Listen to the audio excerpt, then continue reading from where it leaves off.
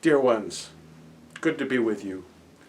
I assume you do not have to be reminded that this is daylight savings weekend coming up, that we are going to spring forward, which really means that it's dark when I get up. Now, I like it when it's dark in the early morning. I like the way that the sunrise lifts my spirits and I enter into the day more attentive, more aware. The change has put me in mind of the dynamics of time. You all know that Jan and I are now in the last 3 months of our long and fruitful tenure here at Unity Church.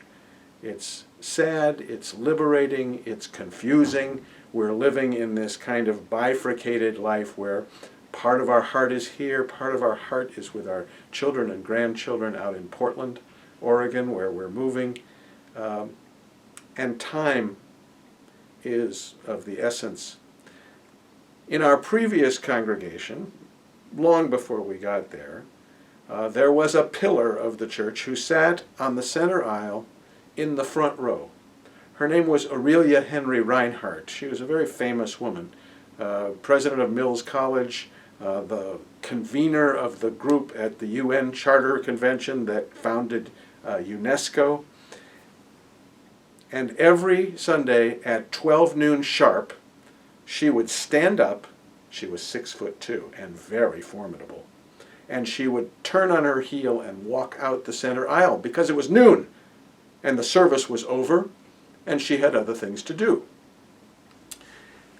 Thinking about time has me thinking about white supremacy and the character or the aspects of white supremacy having to do with efficiency and with time.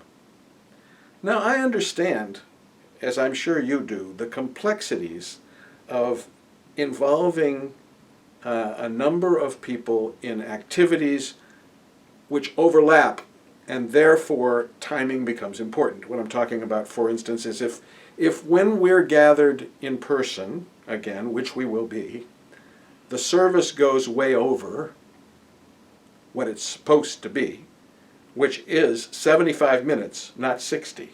We have an agreement about this. You may not know it, but we do. If the service goes over that 75 minutes, then children in classrooms with teachers who are real people with real needs to get going, to reconnect with their children, to move on with their day, they become captured by our spontaneity. And yet, when we allow time to drive every decision, we do drift away from the kind of creative spontaneity that, yes, will cross the boundaries of time, but they also may well engender a kind of full-bodied experience, ecstatic moment, time to sink fully into the contemplative moment. I don't have any answers here. What I know is time is of the essence, and time is culturally determined in many ways. It's not just about the sun going up and the sun coming down. It's also about what matters in our lives and how we decide what we're going to spend our time on. So think with me about these things, and as the transition continues to take hold here, know that there's going to need to be some conversations about time and what it means and how it works. Be well. Bless you all. Thank you.